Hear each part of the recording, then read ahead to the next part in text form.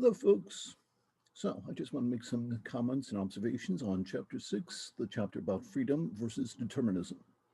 Now, the topic of this chapter, I have to point out, is perhaps a bit of a digression from what this text is supposed to be about, because essentially the whole question as to whether or not there is predestination or determinism is more either a question in the first case of religion or in the latter case of metaphysics. Um, However, I think it merits some commentary because it is an example of how one area of philosophy, in this case metaphysics, can have a direct application on another distinct area, such as ethics. Also, certain of these ideas about predestination and the notion that there's some set divine plan are still common in our culture today for reasons I'll get to shortly. So, now, how do we articulate the issue that lies at the root of predestination? Well, there's a couple ways I can see that we can articulate it. One way is to consider, is the universe essentially static or is it dynamic? Which is the fundamental nature of the universe? Is it static with perhaps a little bit of change, or dynamic, constantly changing with only a little bit of stability?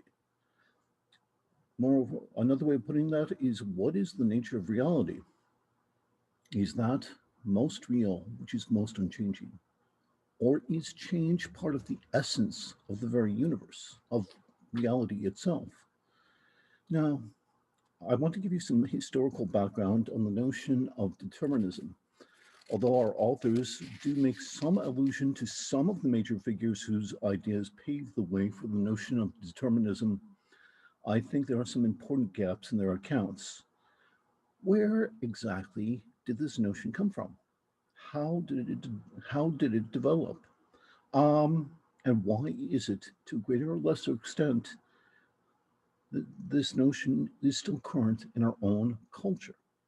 Well, to, let me turn to my PowerPoint as before and observe that when we talk about philosophy, specifically when we use the phrase the father of philosophy, who we usually have in mind is Socrates. But actually, there were a number of important philosophers that came before him. Let me cue up the. Here we go. This is, of course, a classic painting of Socrates um, drinking the hemlock after he was condemned for daring to question the authorities of his day. So, now he's often called the father of philosophy, but he was also influenced by philosophers who came before him. We will refer to these philosophers as pre Socratics. And they're so called largely in part because although we have a pretty good idea of what Socrates' life and career and ideas were, because of the works of Plato and Xenophon, who were both students of Socrates, the works of the pre-Socratics we only really have in fragmentary form. Now, one of the most important of these pre-Socratics was, oh, there's Xenophon. Here we go. Parmenides. I got a little ahead of myself here. So one of the most important of the pre-Socratics was Parmenides. We only have a couple fragments of a philosophical poem, or proem as it's called, but they are fairly large fragments, and we know that his ideas were quite influential in antiquity because of how many later philosophers quoted him by length, which incidentally is how we have these fragments. Other later writers preserved him because they quoted him at length because they found his ideas so engaging or so challenging. Now, in one of the first major fragment, Parmenides holds forth at length over which form of knowledge we should give the greater credence to, that which is arrived by reasoning or sense experience. He argues that reasoning is a far more credible source. The next major fragment addresses the question of whether change occurs. He argues that for something to change, it would have to effectively shift between being and not non-being.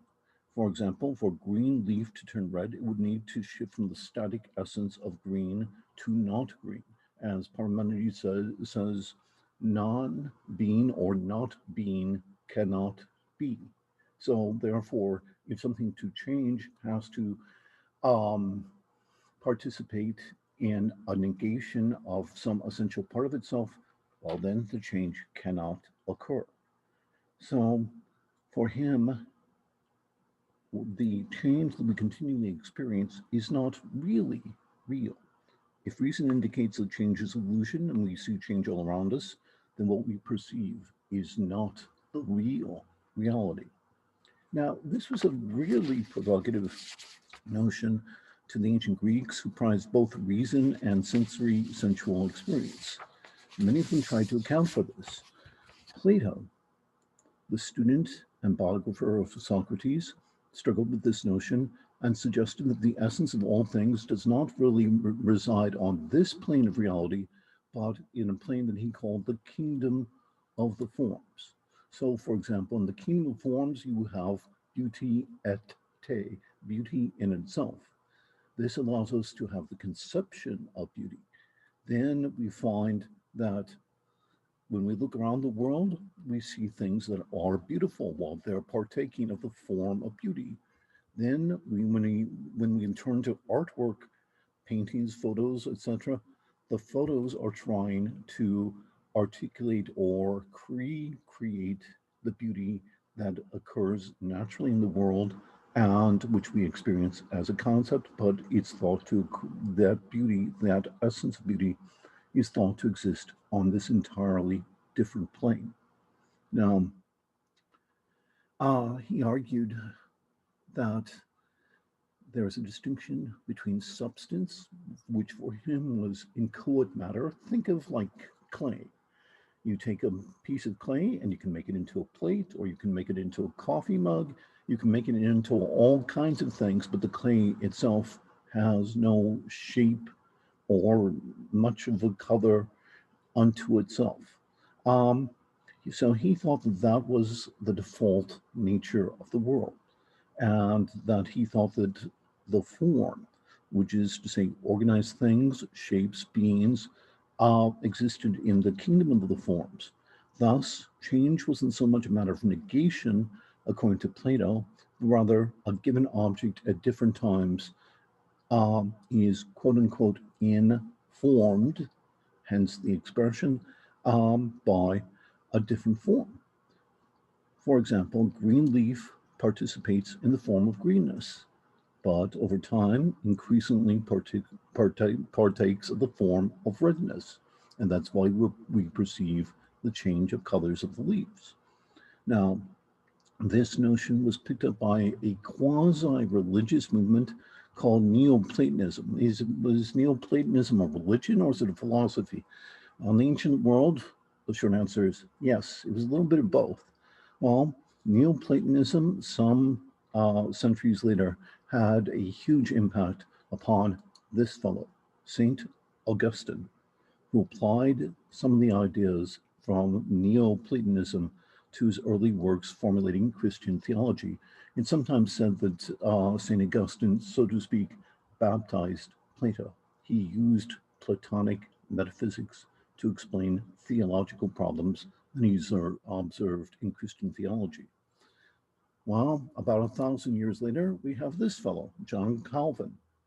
He picked up on this notion that that is most real, which is most unchanging, and therefore everything that is going to be created, everything that has already been or going to emerge or exist has already been planned for. Now, Calvin is far more influential than most people realize. The Pilgrims and the later Puritans were Calvinists, and this concept has imprinted itself on their theology, worldview, society, and consequently their politics.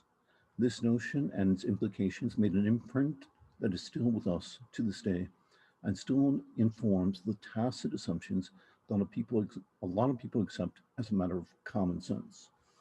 Some people have summarized um, Calvin's theology by the so called Calvin tulip, which is the notion of total depravity, unconditional election, limited atonement, irresistible grace, and perseverance of the saints. Let me break that down for you. Calvin was really, really negative about human nature. He thought that human beings were so wicked that there was no way that we could possibly earn salvation. However, he also believed that when Jesus sacrificed himself, according to his theology, that wasn't for everyone. It was for the select. The elect were elected by God before they were even created. And if you were amongst the elect, you had no choice but to be amongst the elect, irresistible grace. But if you weren't amongst the elect, nothing you could do could save you. And he insisted on what's called the perseverance of the saints, that when you were selected by God to be amongst the elect, even though nothing that you could do could earn you that selection, well, there was no way that you could be lost. Now, gosh, I don't want to sound terribly irreverent, but I personally think that Calvin's notions are a bit dark. And also, I have to wonder if our actions can neither condemn us nor save us, then, geez, party time. Why would you strive to be holy if whether or not you end up being saved is not a matter of your own free choice? So now let me also add that even though um, a lot of people don't know that these concepts come from Calvin, they persist in a lot of our common phrases or expressions. There's an old saying that a man who is destined to hang will never drown. Or similarly, when people are confronted with some problem, there's this common expression, I guess it's God's plan. Well, this is Plato via St. Augustine via John Calvin still being expressed in our worldview to this day. Now, one of the central issues raised by the notion that that is most real, which is most unchanging, is that this suggests that not only change, but also free will are entirely illusory. Um, if that is most real, which is most unchanging, well, then you can't really change your mind. Whatever decision you made was part of the plan all along. But there's a lot of problems with that. First, if um, if free will is illusory, how can someone be held accountable for their actions if all of us are effectively mere mechanisms with an illusion of free will playing out a program that was set for us at the moment of our creation? Moreover, why should we admire those who do great and heroic deeds? For example, virtue ethics. Why would we admire Captain America or Tony Stark if those great or good deeds were predestined and they had no meaningful choice but to uh, commit those deeds? Related, if there's a divine plan that is preordained and static, then everything we do has significance, which is to say that it signifies, it points beyond us as individuals. But also, everything that we do is meaningless because we don't really have free will or free choice. It's not a meaningful choice if choice does not meaningfully exist. This also brings to the problem of evil, known otherwise as theodicy. If an all good God deity created the universe, and if everything that occurs is predestined by that deity, how do we account for the existence of evil? I think one of the best formulations of this notion, this issue, is my man Epicurus, who famously said, is God willing to prevent evil but not able? Then he's not omnipotent. Is he able but not willing? Then he is malevolent. Is he both able and willing? Then whence cometh evil? Is he neither able nor willing? Then why call him God? Now, there were a number of people that objected to the implications of the notion that the ultimate reality is absolute and unchanging. In ancient Greece, Heraclitus responded to Parmenides by analogizing the universe to running water, which is always there, but also always changing. As he famously observed, you cannot step in the same river twice, because after all, the water is flowing down, and all of the water atoms, Democritus, also pre Socratic, had already articulated the notion that there were atoms. All of the water atoms in the river at the moment that you stepped in have already flowed downstream. Um, Thousands of miles to the east, but in approximately about the same time period, Lao Tzu, who's the founder of Taoism, similarly compared the nature of reality to a river, the Tao or the way. And his view was that the reason why so many people experience life as a struggle is that they are seeking to impose their individual will upon the universe instead of seeking to harmonize themselves with the universe and essentially flow with it. The opening passages, by the way, of I think it's part of the first chapter of Richard Bach's pop philosophy novel, Illusions, is essentially an allusion to Taoism. If you haven't read it, highly recommend it. There's also been a 20th century response to the challenge of Parmenides and Plato and St. Augustine and John Calvin. Alfred North Whitehead is this gent.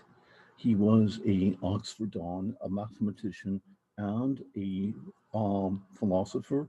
He wrote a classic text in mathematics called Principia Mathematica, along with oh gosh, what's his name? Sorry, the name is evading me at the moment. It will come to me. But